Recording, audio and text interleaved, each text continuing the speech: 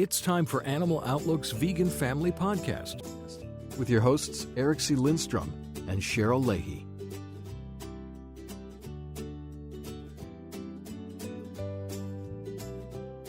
Welcome to this week's Vegan Family Podcast. This is a special two-part episode we're calling the Angel and Devil episodes. First, we're going to talk about all things healthy and how to get the best nutrition into our family. And that may include members who are more or less inclined to eat kale and broccoli. And then next episode, we will get into indulgence and fun, vegan junk food, or should we call it treat yourself?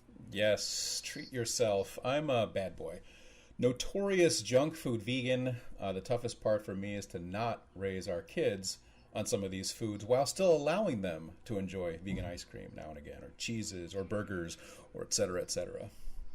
Yeah, it's a challenge. Are you on a whole foods plant-based diet, or are you eating whatever you want as long as it's vegan? Yeah, well, when you're vegan for the animals, in air quotes, do air quotes work on podcasts, does that excuse you from eating foods that are actually good for you? We're excited about this healthy eating episode of the Vegan Family Podcast, brought to you by Compassion Over Killing and TryVeg.com, and we'll be right back.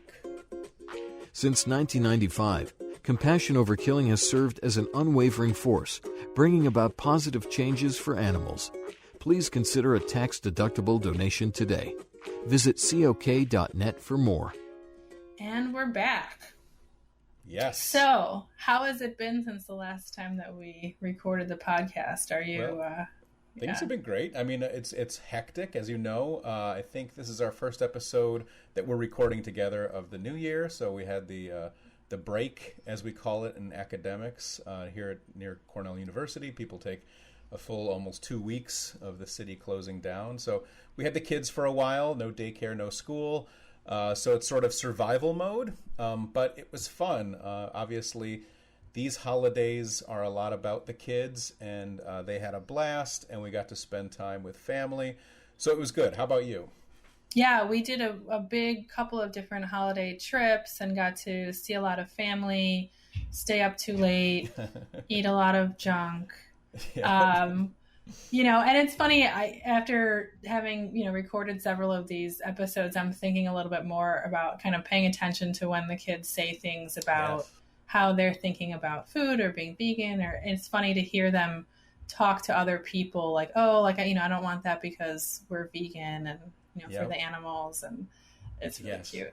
Yes, which is a good reminder for me to tell our listeners to please send us your audio clips. We want to insert them into these episodes. They're adorable when we hear them. We've got a great lead in for them, so it's definitely a part of our podcast that we want to continue to include more and more clips of cute kids. Yeah, I want to hear all different ways kids think about these topics. Like, what do they think about animals? Yep. What do they think about being vegan? What is their sort of favorite food? I can't get enough of that kind of thing. I have actually one from my 3-year-old where he just sort of spontaneously started moralizing about different kinds of animals and which animals were good and which animals were bad, which is pretty funny. It's time for another cute kid quote.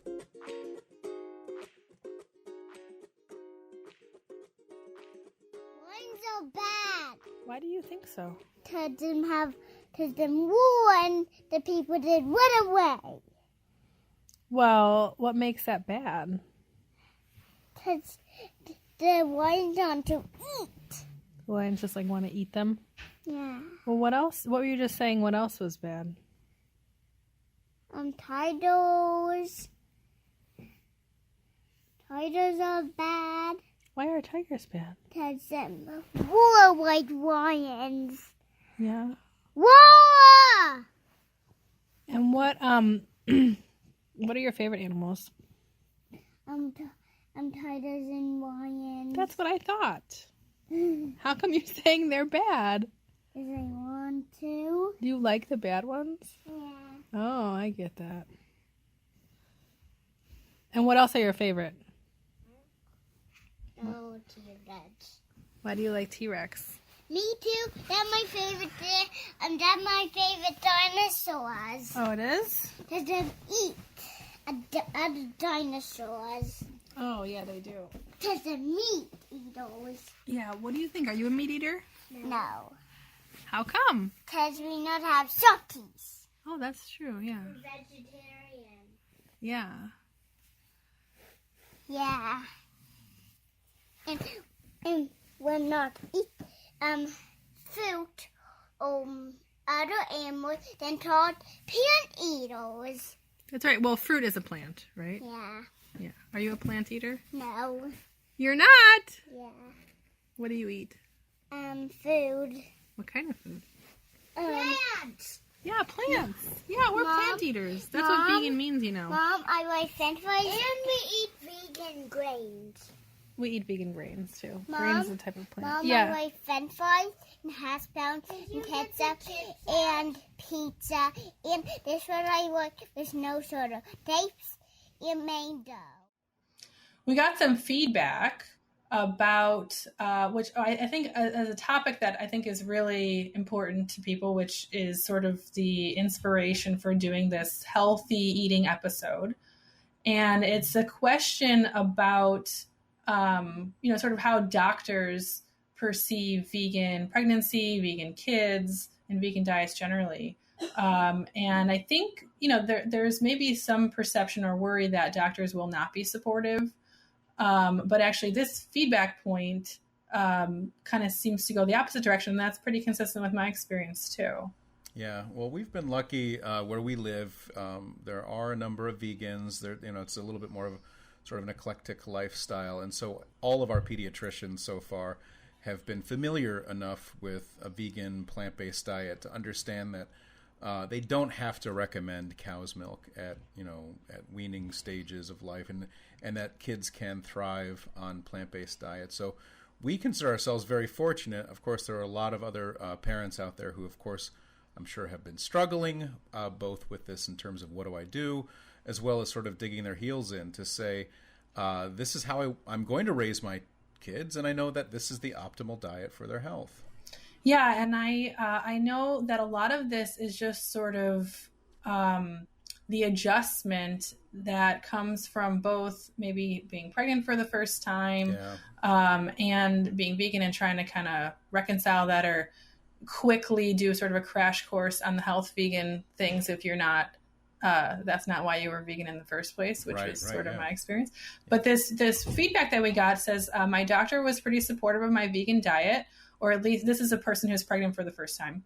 Or at least she was about to mention the foods that you should avoid, like cheese, seafoods, etc. But first asked if I had any dietary restrictions to begin with.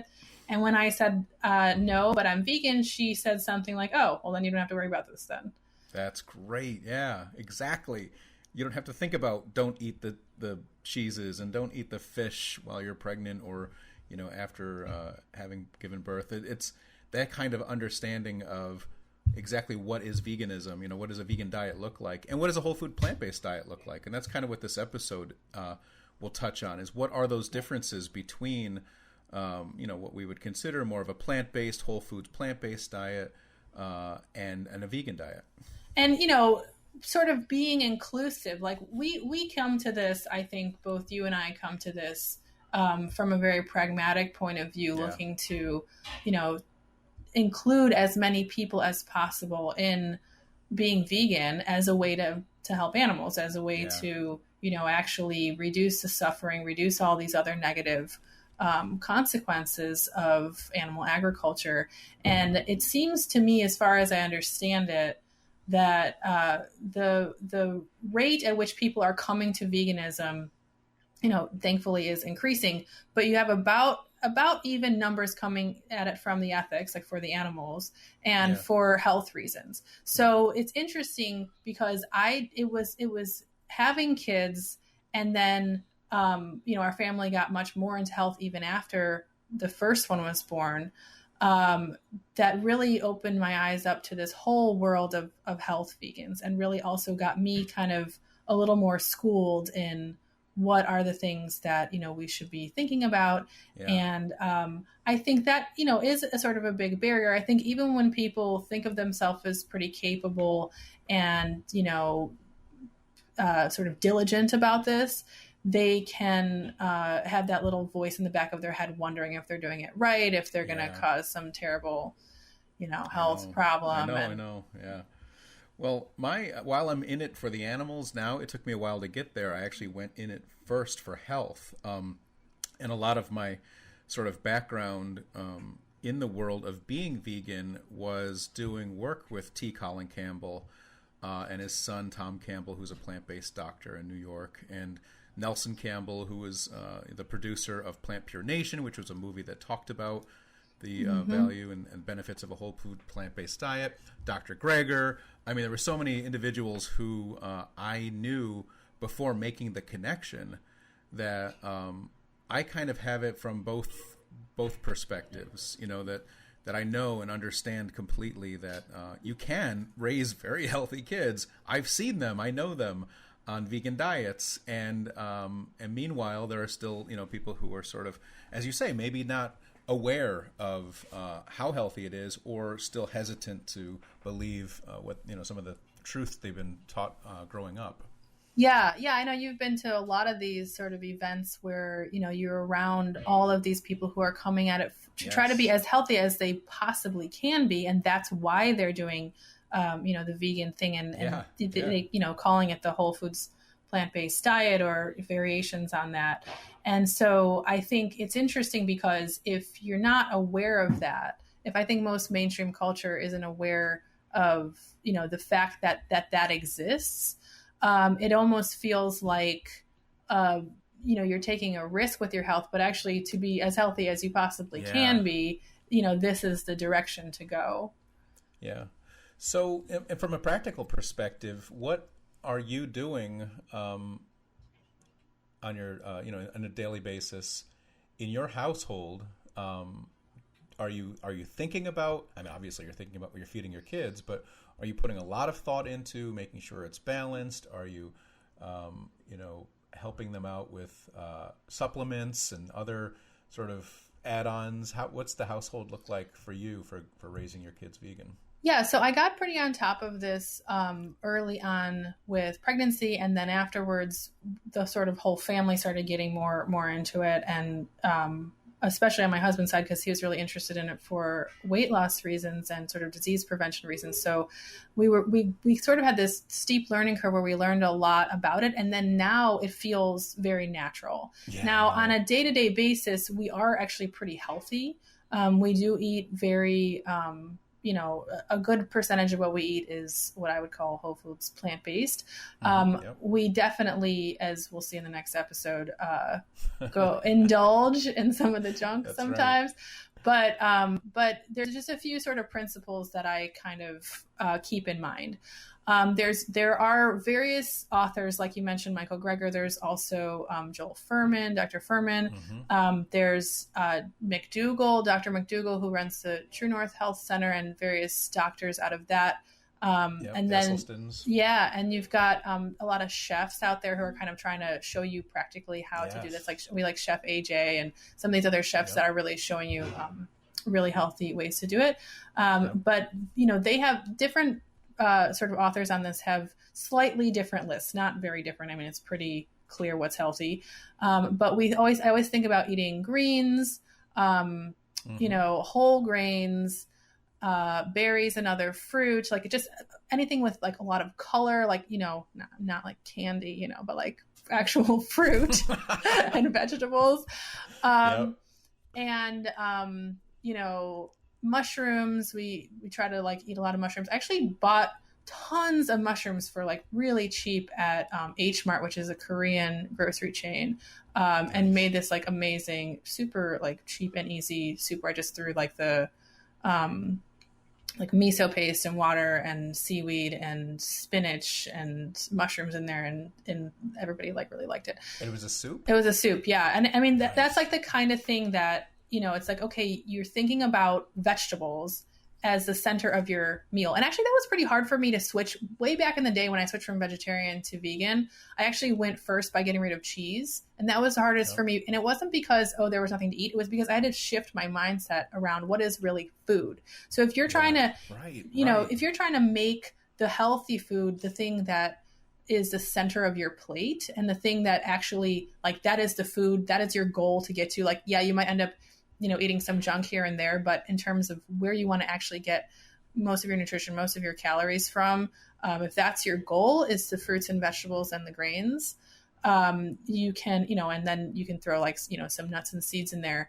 That really is a big mental shift, and that's what's going to sort of guide you toward health. So basically trying to hit different categories within, fruits, vegetables, grains, nuts, seeds every day is good. But it's the overall shift to, this is what food is, and this is what actually is going to be healthy for me. And then there's a couple other sort of things that I did. I took the algae-based omegas, and I still give those to the kids. I took those when I was pregnant both times and nursing, and then I still give those to both kids. And my older one, like he eats the weirdest stuff. Like he doesn't. I mean, like they do these baby videos where, you give a kid a lemon. And they just like, you're supposed to like watch how adorable they make these crazy faces. I have a video of him like 4 or 5 months old, like trying a lemon, and he just like ate the lemon. He's just like, all right, great. It's right. They're like little monkeys. So he's just like happy with like anything, Yeah. So he will actually take those algae omega, DHA, and we do the algae based ones because, that's the way to get vegan DHA, and it's long chain. My understanding is it's long chain omega-3, where if you get it from flax or walnuts, it's short chain and you can't absorb enough of it. So you should get the algae based. And then, so he'll just like pop those in his teeth and eat them, which I think tastes disgusting, but he seems totally fine with that. And then we do a vegan B12 and D gummy, which actually is really good. They like that one the best. And then we actually also throw in a multivitamin, which it's probably overkill. We probably don't really need to do it.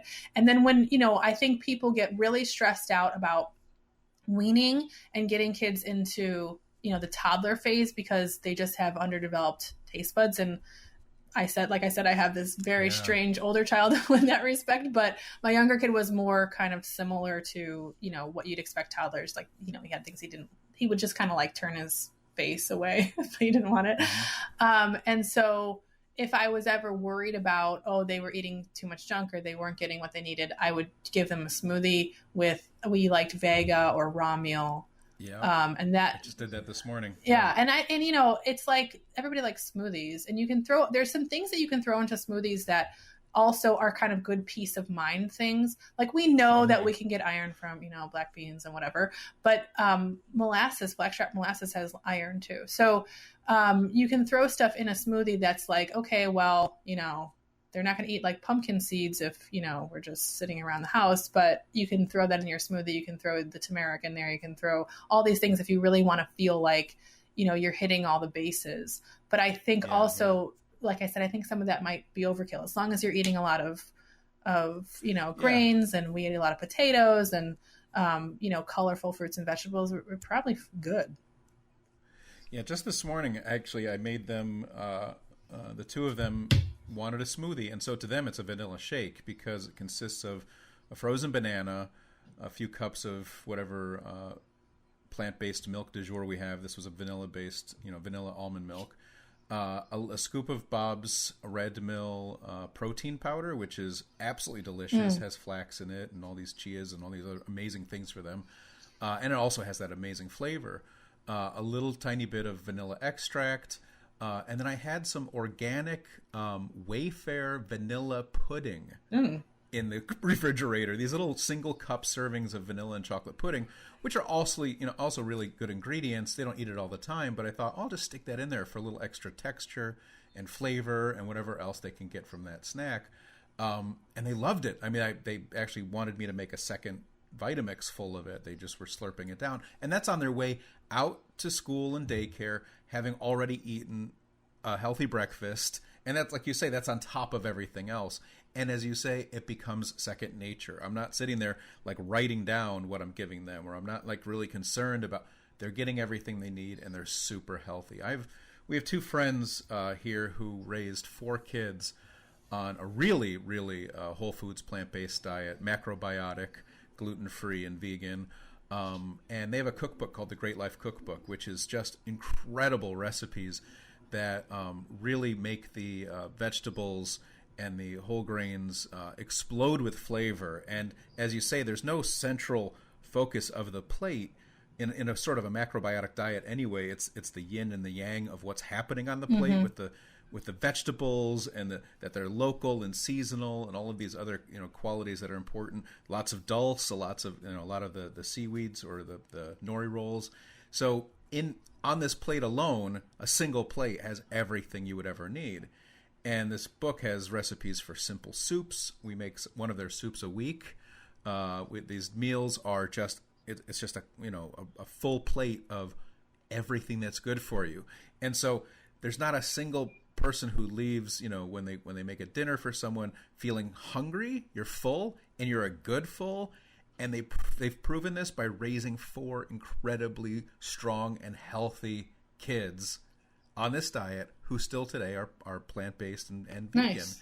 And so, we can look at them as an example of not only is it possible to survive, but you can thrive. That, the foods themselves are just simply good for you. Yeah, you raise an interesting point about the fullness. And I think having, been vegan a long time and kind of now getting used to thinking more from the health point of view for the last number of years, you kind of forget, I think, some of the barriers or some of the mindsets that might prevent people from going more toward a healthy diet. And one of them, I think, is a concern that you're going to be hungry. And it's interesting because there is this whole sort of idea around dieting in this culture, and kind of like, this idea that it's about willpower and that it's about restricting and, not eating, until you're full and all of that. And I think, a friend just asked me, oh, like, how much do you think the calories were in this? And, this non-vegan friend. And I gave her like what I thought was an estimate. And she's like, oh, I just felt so full. I thought it was maybe like one of these, calorie bomb things.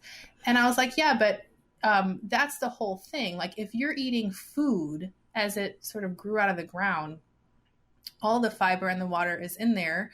And it's, there's all of these sort of very sensitive systems in your body that are actually perceiving how much food you're getting. You will feel full on things that are actually not particularly calorie dense. And that's exactly how we were evolved to eat, where when you're eating something that is, really highly calorie dense and concentrated, you can end up eating a tiny amount of it, getting tons of calories, and then not feel full. So, it's kind of a way to break out of that, that trap or that treadmill that people, are always thinking about, like, oh, like I need to consciously worry about like, calories and macronutrients and all that. I don't worry about the macronutrients. I don't worry about, the protein. If they're eating enough actual food, there's, the percentage of calories that are going to be protein are going to be, whatever, fat or carbs is good. And again, some of that, isn't necessarily a mindset as it is a sort of retraining of your body. If you're someone who's new to veganism or new to a plant-based diet, you may still, because I have, and I might still, if I were to be honest with myself, crave, a huge bowl of pasta, or crave these ridiculously ginormous plates that we've sort of become accustomed to with too much food on it. And meanwhile, a simple, balanced, plant-based, vegan, well-prepared meal is not only as filling, but it's much more satisfying. And you finish eating it and you feel better about yourself. You feel lighter. You feel healthier. And so I think that's, if people are new to veganism and new to a plant-based diet, they'll get there. It may take a little while, and there may be a couple of setbacks of, again, wanting to eat too much pasta or wanting to eat a lot of sandwiches with seitan and vegan mayo on it, and all these things that just really feel like you're filling yourself up. And meanwhile, you're going to find yourself, your taste buds change, your nutritional needs change. You'll start enjoying simpler ingredients more. And that's where, Cheryl, that's where we are with our kids, because that's what we're feeding them. We're sort of starting them off right. Yeah, I'm really glad that you said that about your taste buds change. I think one of the huge barriers to healthy eating, especially for kids and sort of parents' choices about their kids, but even just for adults, is this idea that like, oh, I don't like that. And the kids they're not going to eat that. So I'm going to give them like whatever people give their kids, fried chicken nuggets or whatever. Really you have the ability to change your taste preferences. You just have to start eating the things that you want to start liking. And I think people don't get that. And so as parents, we have the ability to sort of control the environment that the kids are in. Now that's going to be less so the older that they get and the more they're in other places, but you don't have to be like totally sort of fastidious about it. But I think from just a core, like this is their central structure and place to be. If this is a place that's full of fruits, vegetables, brown rice, potatoes, like, we actually use this, this like combination of this organic California brown rice and this forbidden rice, which is like kind of purple. It's so good. It's so good.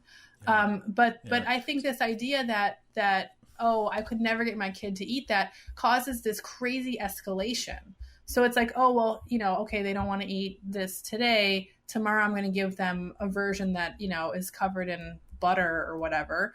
Or I'm going to give them, I'm going to cut the fruits and vegetables out and just start giving them, whatever, spaghetti with butter. Is that like the stereotypical kids food? I'm so out of touch. Like, what's the stereotypical kids food? Like, they just eat like oil and salt and like carbs or whatever. Breaded and fried. Processed white carbs. But I think try to stay out of that trap, I guess, is probably the best advice I could give for anybody who wants to have a healthier family. You just have to stick with keeping your environment healthy. And that means get the junk out if you want to stay healthy, and kind of start, incorporating those healthier things into your diet. Because if you're going to be, initially, maybe you're not really craving your, kale salad with, your whatever, lemon juice dressing or whatever. But it's going to taste really good after, that's the kind of thing you're eating for a few days. Yes. Right. Well, let me give you a really good example of a recipe that people would be very skeptical about until they try it. And if they try it on their kids, again, kids being pretty finicky, I learned a long time ago that kids actually have more taste buds on their tongue than adults. So when they say something tastes weird, they're almost always right. And that's also why they like sweet I'm not stuff. Talking about, like the sugar is just like, it's just I'm like neon fussiness. signs as soon as they have something sweet. Yeah, right. Yeah. So I'm not talking about fussiness, like there's a fussy eater. I get that. But as far as things that taste good, I challenge any parent listening to try the vegan cheese made out of, and I'm sure you've done this before, the potatoes and the carrots with the lemon juice and the nutritional yeast and onion and garlic powder. Just these simple ingredients. There's a couple more ingredients. You could just do a search for carrot vegan cheese, and there's a bunch of recipes. And so you end up with this. Basically, it's a soup. Let's just call it a cheesy-looking, somewhat cheesy-flavored soup that you can dip tortilla chips into, or you can put it over pasta if you or want veggies to make or whatever, macaroni and cheese out of it. Or if you're making a sandwich, like a veggie burger or something, just drizzle a little bit of this on there.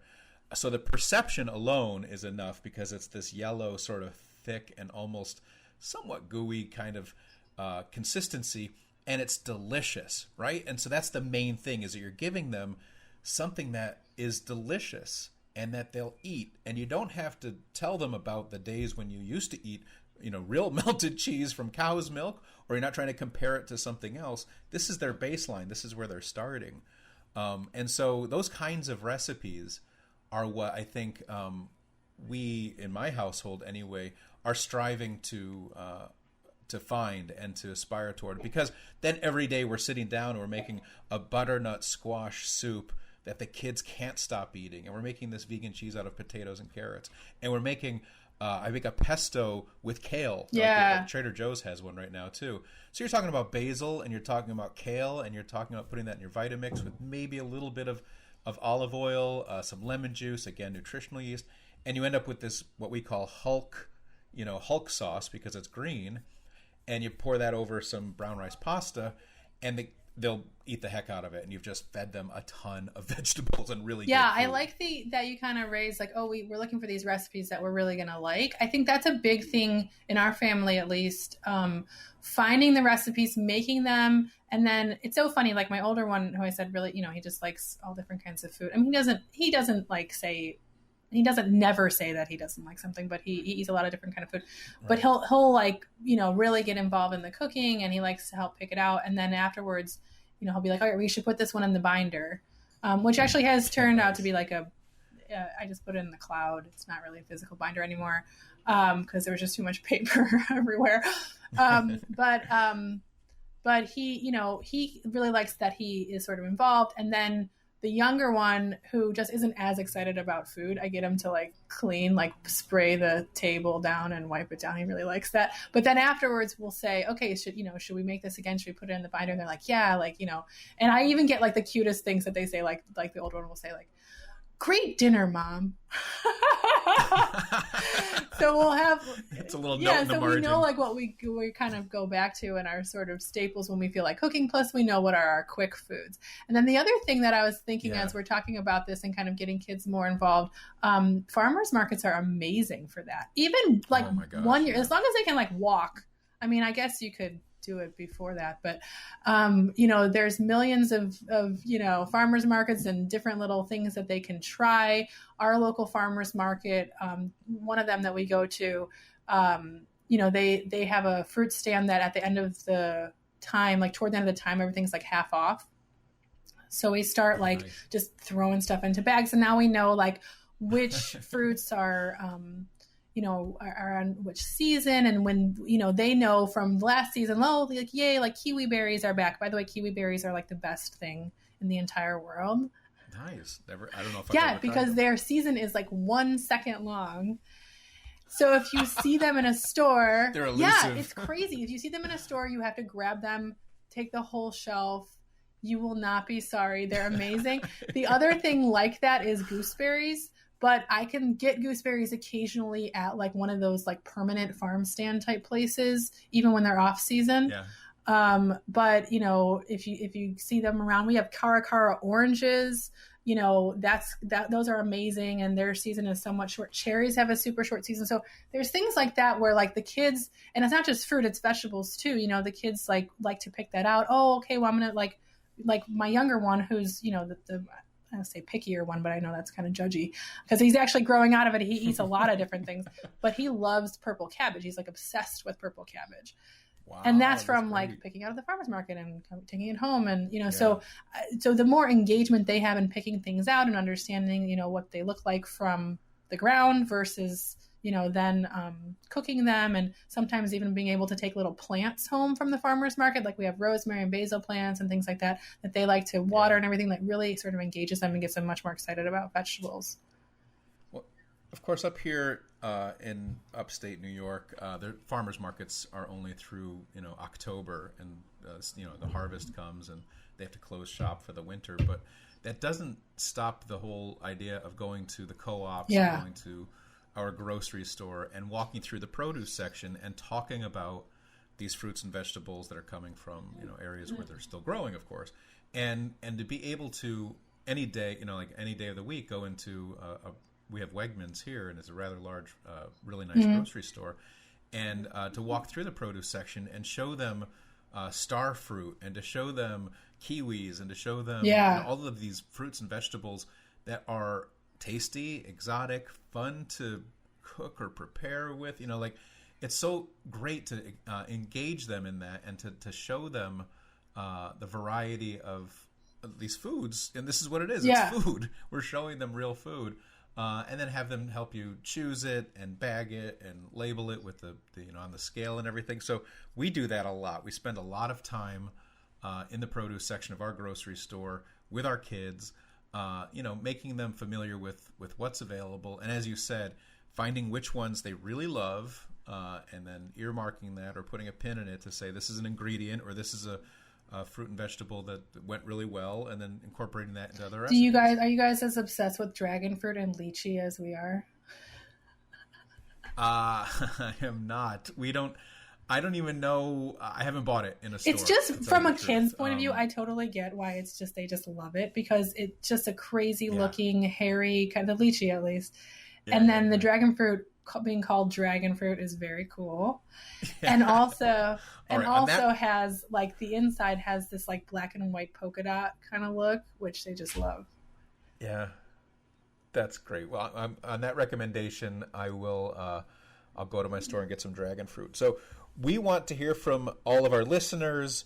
veganfamily@tryveg.com is our email address. Send us ideas for upcoming episodes. Send us recipe ideas. Check out the recipes on tryveg.com.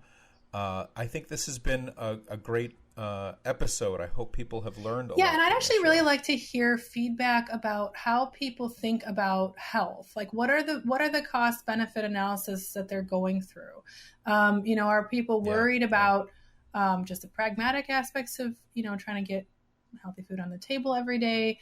Are you worried about overdoing it, making things too restrictive and too healthy, and having backlash from that? How are we actually trying to apply these principles around health, and what are the barriers, and what are the sort of other things that come into play, and any kind of tips, or yes. I would love to hear about how different families do it, and traditions and routines.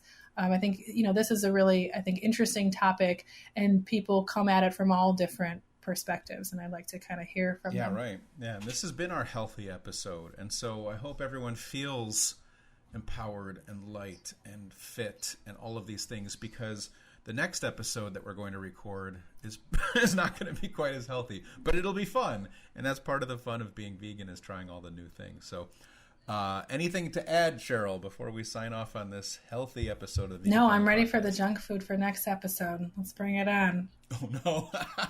You're tempted by it. Well, thanks for listening, everyone, and be sure to subscribe. Thank you for tuning in to Animal Outlook's Vegan Family Podcast. Have episode ideas or questions about going vegan? Email us at govegan@tryveg.com.